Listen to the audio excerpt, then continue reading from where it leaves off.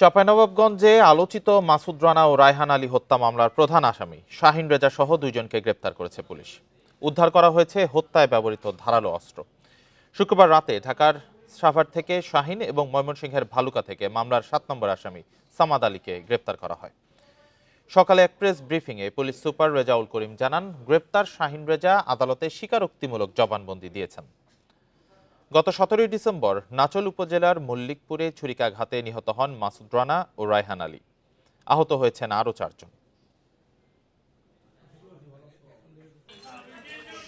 শাহিনের হাতে থাকা চাকু দিয়ে সে কয়েকজনকে আহত করে এবং তার চাকুর আঘাতে 2 জন নিহত হয়।